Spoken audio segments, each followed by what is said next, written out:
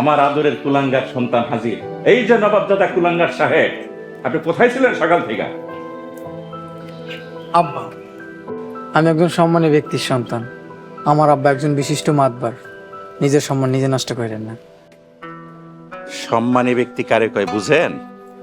আব্বা, এই সাত সকালে আমার উপরে ঝড় তখন শুরু করার কারণটা জানতে পারি?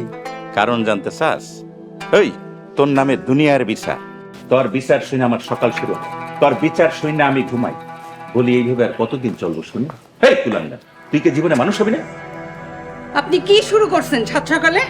কোথায় পোলাটা বাড়িতে এসে জিজ্ঞেস করবেন কিছু খাইছেনি? তা না, পোলাটার সাথে শুধু চটপাট শুরু করছেন। চল বাবা, ঘরে আয়, নাস্তা করবি। আব্বাসের মা, তুমি কিন্তু শয়তানের সহযোগী। সব সময় এরকম শয়তানের সেবা কইরো না।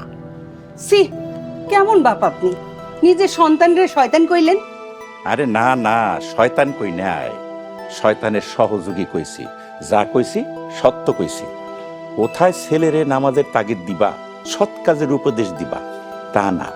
দিনের আলোকে ছেলেরে জীবন চলার কথা কইবা, তা না। চল বাবা, ঘরে চল। এরম রেডিও বাজতেই থাকবো। পোলাটা আমার না খাইতে খাইতে শুকায় কাঠ হয়ে গেছে। চল।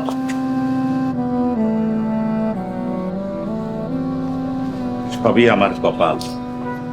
পোলারে মাদ্রাসায় দিয়েছিলাম এলেম শিক্ষার নিয়তে, মাদ্রাসা ঠিকতে পারলো, স্কুলে ভালো কিছু করতে পারলো। সৎ কাজের কোনো নিয়ত তো নাই। হে আল্লাহ, তুমি আমার ঘরে কি পাঠাইলা মাবুদ? আব্বা দোয়া করেন, আল্লাহ একদিন ভাইয়ারে ঠিকই বুঝ দিব। তখন দিনের পথে চলবো, কর্ম কইরা খাইবো। সেই দিন আমার কবে আসবো রে মা, কবে আসবো?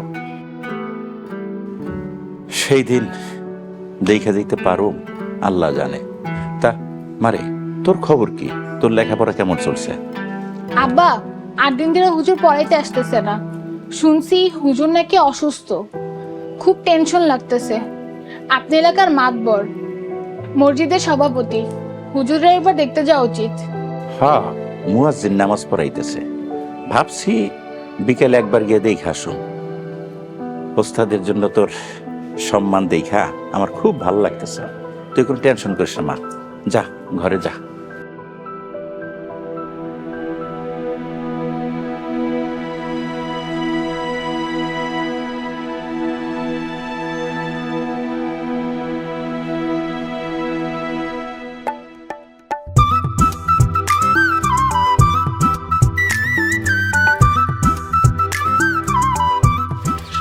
মিস্টার, আসি রে, সাবধানে যাইস। আচ্ছা ঠিক আছে, যা। আল্লাহ বাসাইলে কাইলে আবার দেখা হইব ইনশাল্লাহ। আচ্ছা, আল্লাহ হাফেজ। আল্লাহ হাফিজ।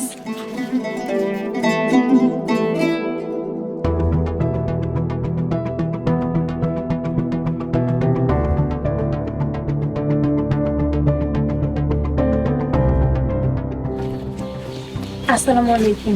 ওয়ালাইকুম আসসালাম। তখন তো খুব চাটাং চাটাং কথা কইছো, এখন তোমার কে বাসাই বোন স্যার? বাসানের মালিক তো আল্লাহ, আমার আল্লাহই বাসাইব।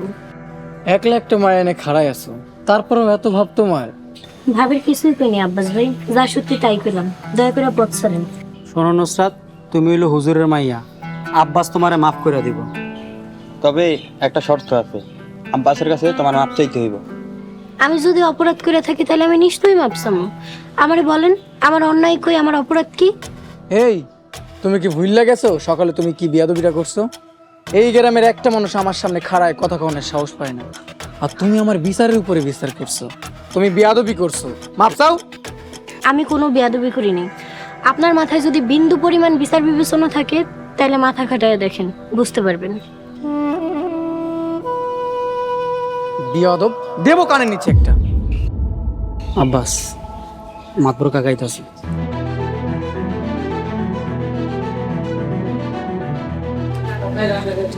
আসসালামু আলাইকুম। ওয়ালাইকুম আসসালাম। কি ব্যাপার মা, তুমি এখানে দাঁড়িয়ে আছো কেন? বাড়ির দিকে যাইতেছিলাম, আপনারে দেখা দাঁড়াইলাম। তোমার আব্বার শরীরে কি অবস্থা? আমিও তো তোমাকে বাড়ির দিকে তোমার আব্বারে দেখতে যাইতেছিলাম। তা চলো একসাথেই যাই। চলেন চাচা।